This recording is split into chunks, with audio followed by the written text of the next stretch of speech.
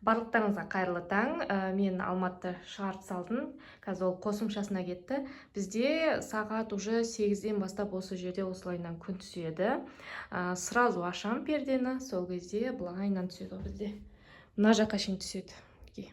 Өте керемет күшті болып тұр. Прям сағат 12-1-ге шейін осылайынан түсіп тұрады. Сол кезде осы жер, осы бөлме кәдімгідей жылы болып тұрады. Одан кейін күн кеткеннен кейін сәл салқындайды бұл бөлме. Қазір өзім шай ішетін болам. Мына жерде менде папамыз азанда шай ішіп кеткен болатын. Мына жерде менде кішігірім қамыр тұр. Кеше вареники жасаған болатын. Содан осындай кішкентай қамырлар қалған болатын. Соларды осылайынан қатырып қойдым. Еще менде қатырылған қамырлар бар. Соның үстіне жаңағыдай қосып қоятын боламын. Мына жерде блини болған, соны жеп кетті. Одан кейін бізде папамыз қойдың құйрық майынан мынандай не жасап қойған. В общем, атын білмеймін, бірақ в общем, мынандай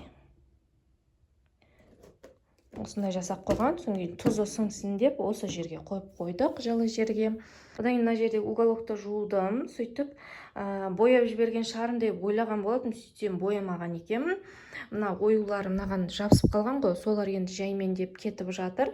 Жаңағыдай кір ашылған, өте жақсы ашылған. Әсіресе мына жер бізде активно отыратын жеріміз осы жер ғой. Одан кейін ана жер бұрышитын, ол жерде жақсы кеткен, мына жерде жақсы кеткен. Одан кейін дәл ортасы жақсы кеткен. Маған ұнады, жаймен деп түсі ашылып келе жатыр. Мына жерде бұрышта мен жаңағыдай нені тоқып отырам. Кей кезде шай ішіп болғаннан кейін кішкене демалып тоқып отырам. Содан кейін менде осындай салфетка шықты. Осындай салфетка тоқыдым. Бұл бізде мақтау деймін, жібі таза мақта сияқты, маған солай көрінді. В общем, осылайынан бір салфетка тоқыдым, өзіме қатты ұнады. Одан кейін бұда тағы да жалғасу керек еді, жібім жетпей қалды да, осымен қалып қалды. Одан кейін бұны мен жудым, жуғаннан кейін краскасы шығады екен. Сәл кішкене болса да түсі кетіп қалды. Мен қосымша бұны тағы да үтіктеп жібердім да, сол жері қате болып кетті.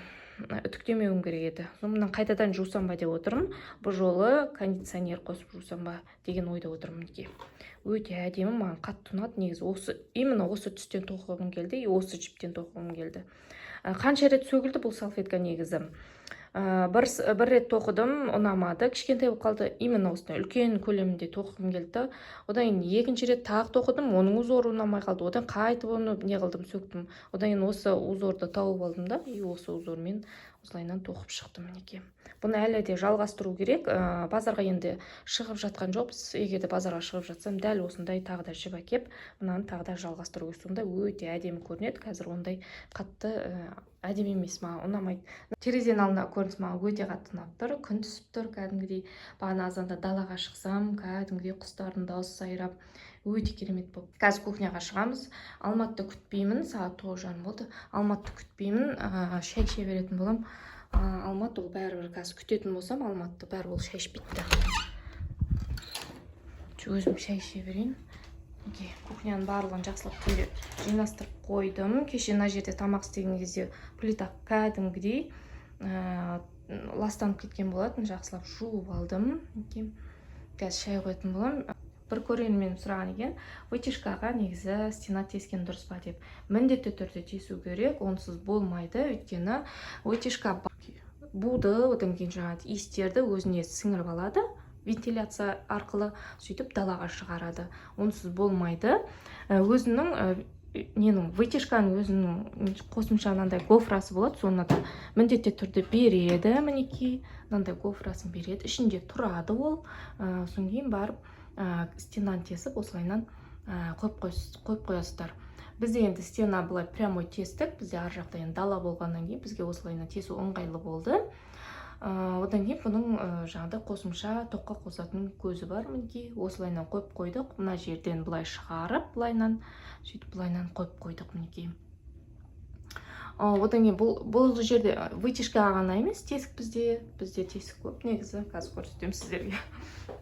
Бізде үйде үй жылытатын пеш қой, мынау трубасы, соның жаңағыдай түтін шығатын ана жерінде анау тесік тұр. Өйткені оны солайынан тесіп қойдым. Міндетті түрде болу керек ол тесік. Мынау бұрынғы тесігі мінекей. Бұрын мына жерде душ болмаған кезде мына жерде тесік болатын. Өйткені мына есік тұрған шетте бізде терезе тұратын. Сондықтан енді бұл тесікті крыша жауып қалды, душтың крышасы. Сондықтан біз бұлайына тестік мінекей. Ана жерді тестік. Одан кейін бізде тесік, 3 тесік бар осы стенада. Одан кейін жаңағы вытяжканың тесігін міндетті түрде тесу керек, онсыз болмайды. Бұрын бізде вытяжка болмаған кезде бізде кәдімгідей үйдің іші, осы кухняның іші кәдімгідей бу болып кететін.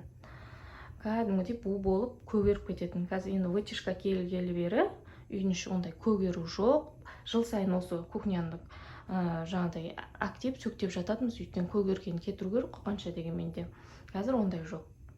Фикс прайстан алған свечаны мына жерге әкеп қойып қойдым. Екеуі үйлеспейтін шығар деп ойлаған болатынмын. Ол кішкене болса да үйлеседі, бірақ қатты үйлеспейді.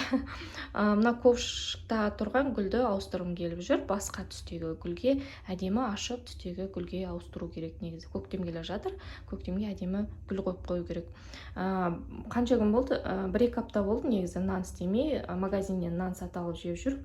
Бірақ магазин нанына қанша дегенменде үйрене алмай қойдым. Сондықтан қайтадан нан пісіретін боламыз.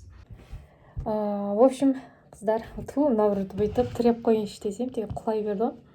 Менде мынандай проблема, в общем, үйде отырған адам, еріккен адам деп ойлайтын шығарсыздар. Бетіндегі пигментный пятнамен қалай күресіп жатсыздар. Менде қазір кәдімгідей активно бәрі көбейіп келе жатыр. Бетіме қараған сайын көбейіп келе жатыр ғой, көңіл бөлген сайын көбейіп келе жатыр, или мен солай көзіме көрініп жатыр, білмеймін. Витамин С жағып жатырмын. Енді ол ағартады, енді кәдімгідей ағартты бетімді. Бірақ пигментный пятна ағартпайды. Беттің терісін кәдімгідей күйдіреді. Қазір мен беттерім бәрі қабыршық. Мысалға крем жақсам ондай қатты білінбейді. Тональный крем жағатын болсам білінеді, өйткені қабыршық кәдімгідей бетке шығып тұрады ғой.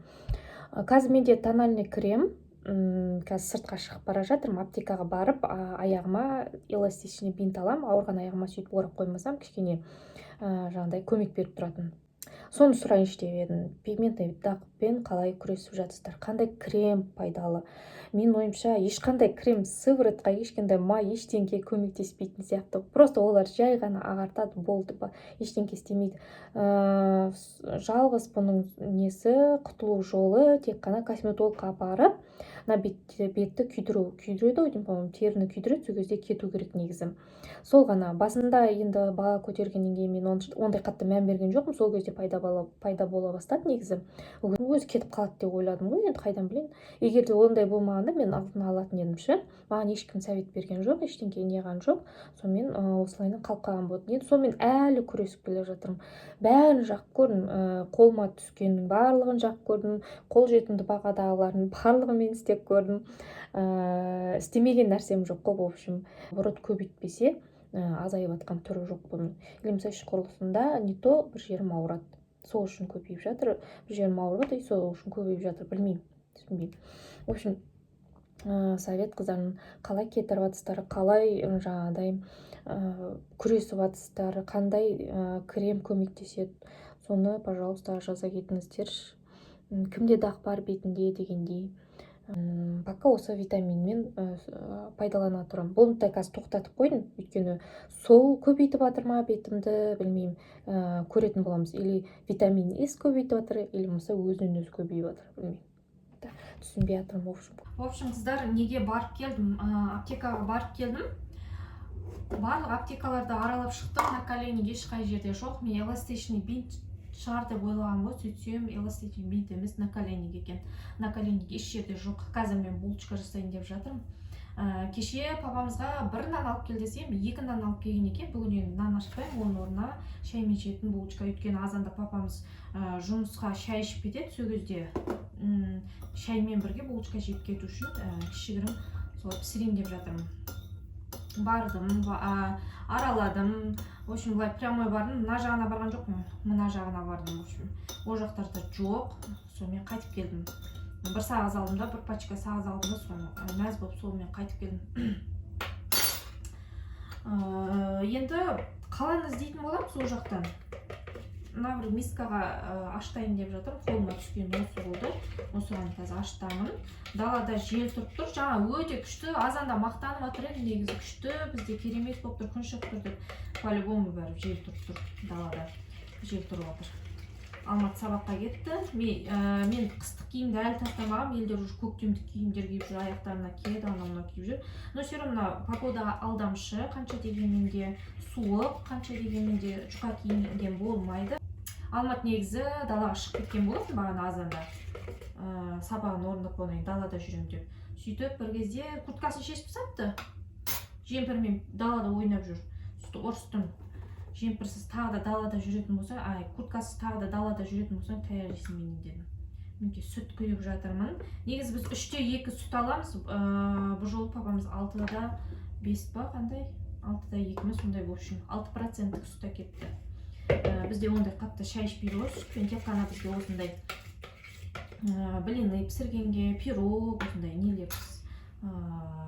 нелер пісірген кезде ғана керек болмаса, былай бізге онша сүтті ондай қатты іше бермейді біздің үйдегілер. Қолдың сүтін онша қатты іше бермейміз біз. Білмеймін, маған жаңағыдай иіс шығады. Содан мен көп іше бермеймін. Негізі жақсы көремін сүтті де, айранды да. Қолдың айранды да көп іше бермеймін. Негізі бұрында бір қызық болған етін. Бізде бір апа бар етін, сүт сатып жүретін, постоянно азанда келеді. Сүт сататын, баклажкамен сүт. Біз сүт алып қалатын, өзде Алмат кішкентай етін. Содан кейін бір кезде ол апа, енді біз магазинге баратқан кезде ол апаны көріп қалдым да, бізде бұрын осы жолдың арғы бетінде мусор бар етін, мусор тастайтын үлкен жер бар етін. Сол жерде жаңағыдай баклажкалар жатыр екен да.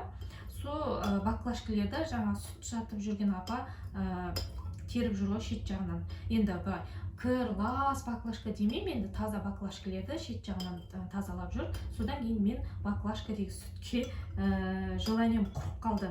Содан кейін қазір алмайтын болдым. Соны көргеннен кейін, көзбен көргеннен кейін. Лучше осы мынауда енді оңып тұрған жоқ.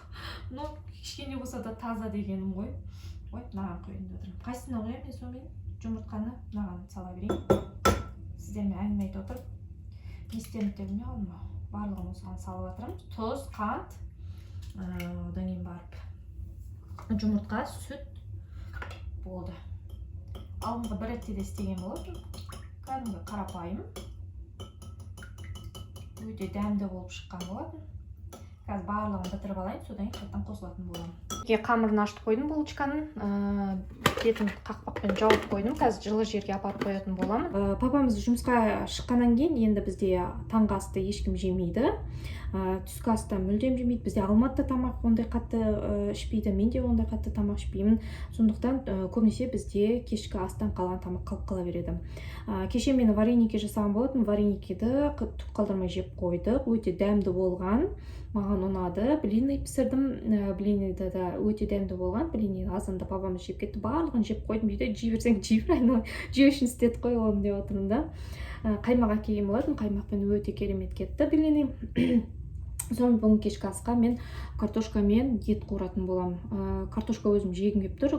Картошканы өзім қуырайын десем, мысалы бізде үйде ер адам болғаннан кейін, ер адам картошкаға мүлдем тоймайды. Лучше ет қосып істеген жақсы. Сабақтан келді, уже менде булочка дайын, пісіп тұр. Бірінші партиясы пісіп қойды, мынау екіншісі.